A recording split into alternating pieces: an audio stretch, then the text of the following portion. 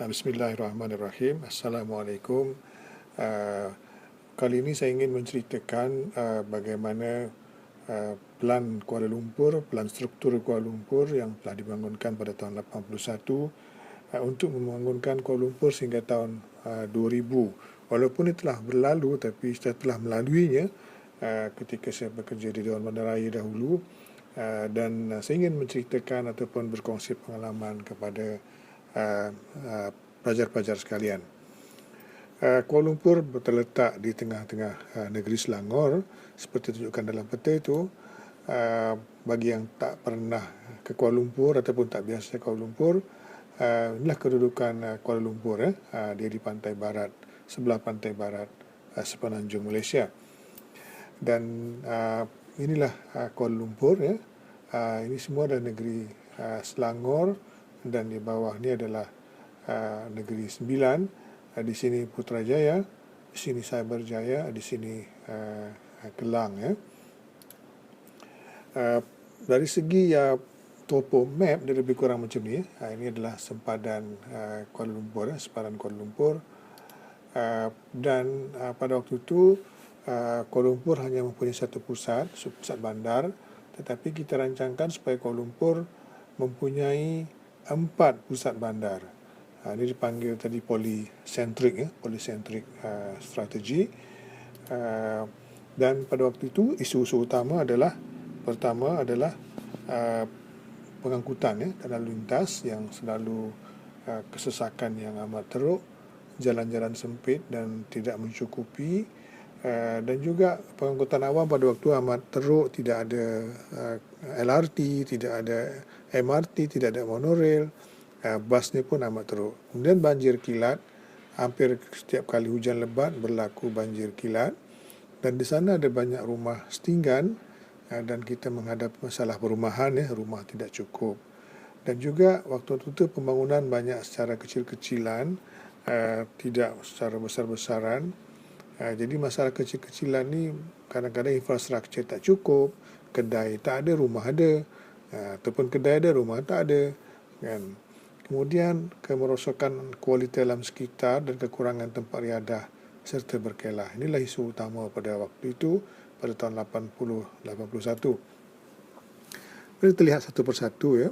Pengangkutan dan lalu lintas. Pada waktu itu lalu lintas bertambah pada kadar 17% satu tahun, manakala kemalangan di kalangan pejalan kaki amat tinggi, dan penggunaan kereta persendirian pun pada waktu itu amat tinggi.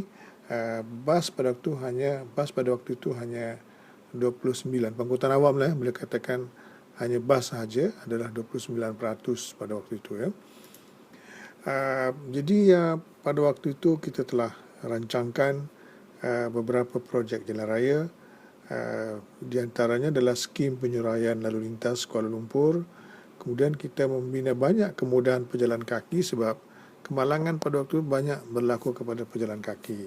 Kemudian kita buat lingkaran dalam, lingkaran tengah 1, lingkaran tengah 2, dan lebuh raya jejari. Ini adalah di antara skim penyuraian lalu lintas Kuala Lumpur. Macam ini semua flyover ni, semua jambat-jambat ni adalah merupakan skim penyuraian lalu lintas Kuala Lumpur. Dan juga kita membina banyak kemudahan pejalan kaki untuk mengurangkan kemalangan ke atas pejalan kaki ketika menyeberang jalan. Termasuklah traffic light ataupun lampu isyarat untuk menyeberangi jalan. Dan kita telah membinakan inner ring road, lingkaran dalam. Kemudian adalah lingkaran dalam 1, iaitu Jalan Tun Razak. Ini Jalan Sultan Ismail, ini Jalan Tun Razak dan Jalan Mahameru.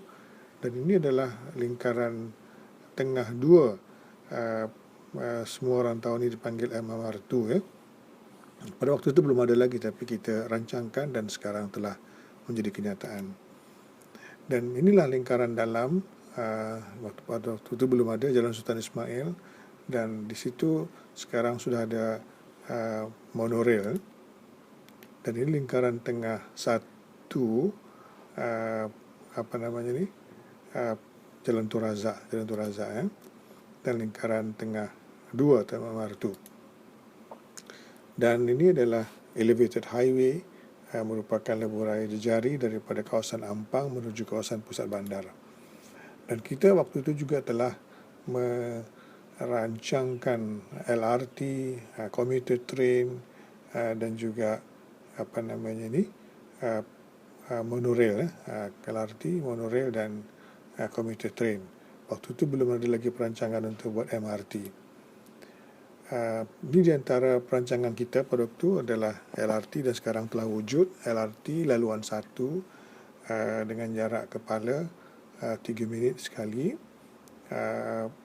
dipanggil Star LRT. Kemudian LRT Putra, 2 line, dan juga commuter train dengan jarak kepala 10 minit. Dan juga monorail yang berada di pusat bandar. Dan juga pada waktu itu ada 13 buah syarikat bas, dan ini tidak efektif. Kita telah menggabungkannya kepada 2 syarikat saja. Pada waktu itu adalah Intrakota dan juga City Link, begitulah lebih kurang. Tapi kemudian itu dicantumkan, pasal masih lagi rugi, kita dicantumkan menjadi sekarang ni Rapid KL. Banjir kilat sangat kerap berlaku disebabkan tersumbat, kemudian kekurangan parit. Inilah yang berlaku di Kuala Lumpur, perkara biasa, menyebabkan kerusakan harta, kenderaan, dan juga rumah-rumah. Dan kita telah melihat natural drainage, perparitan yang sedia ada, yang asli, kita perbaiki seperti ini. Kita perbaiki supaya dia lebih cepat mengalirkan air, di samping kita membuat kaedah-kaedah yang menyebabkan air boleh diresap lebih banyak ke dalam tanah. Dan juga kita membuat perangkap-perangkap sampah untuk mengelakkan tersumbatnya sungai dan juga parit-parit. Parit-parit kita besarkan dan kita bubuh konkrit seperti ini supaya air lebih banyak dan lebih cepat mengalir. Kemudian Stinggan ni rumah-rumah haram. Kita buat rumah untuk rakyat termiskin, rumah murah, dan pada itu semua pemaju kita wajibkan untuk membina 30% daripada pembangunannya adalah untuk rumah murah. Kemudian penguasaan tanah-tanah kerajaan dengan syarat pemaju memberikan 30% rumah murah kepada kerajaan secara percuma. Ini di antara projek untuk rakyat termiskin, untuk memberikan kemudahan yang selesa kepada mereka. Dan juga rumah murah pada waktu itu kita limitkan harga RM40,000 sebuah rumah di Kampung Korinci untuk orang berpendapatan rendah dan juga beberapa tempat lain. Kampung Korinci ini asalnya Stinggan, tapi sekarang kita telah lihat banyak apartmen ataupun kondo, dan sekarang lebih dikenali dengan Bangsar South, tak silap saya. Kemudian penswastaan tanah-tanah kerajaan, contohnya Kampung Abdullah Hukum, para Stinggan tu kita berikan kita berikan dengan rumah dengan harga yang amat murah seperti ini, untuk dibangunkan mega mall sekarang. Dan juga untuk menangani kemerosatan kualiti alam sekitar dan kekurangan tempat beriadah, kita telah membangunkan banyak kawasan-kawasan hijau di Kuala Lumpur. Termasuklah di celah-celah taman perumahan, juga celah-celah apartmen dan kondo. Dan pembangunan kecil-kecil itu kita telah rubahkan kepada dalam struktur yang kemas, dan kita menggalakkan pemaju-pemaju yang besar untuk memajukan kawasan yang luas. Tetapi kita ada masalah, Kuala Lumpur di sini, tetapi di sini di sekitar Kuala Lumpur itu ada lagi banyak pembangunan lain seperti Shah Alam, Kajang, Bangi, Ampang, Kelang. Koordinasi di antara kawasan-kawasan ini maksud itu amat kurang, jadi itu perlu diperkemaskan. Masalah sekarang dan cabaran pada waktu itu selepas kita melalui beberapa tahun, 10 tahun, 15 tahun, masa itu globalisasi menjadi satu buzzword, satu isu yang saya perkatakan, dunia tanpa sempadan. Kemudian ekonomi berasaskan pengetahuan dan inovasi. Pada waktu itu ekonomi banyak bergantung kepada pertanian dan juga manufacturing, pembuatan. Tapi selalu dia berubah bila pada tahun 90-an tu ekonomi dah berubah dan pelan struktur Kuala Lumpur pun kita telah kemaskini untuk untuk mengambil kira pertukaran ekonomi ni kepada pengetahuan dan inovasi.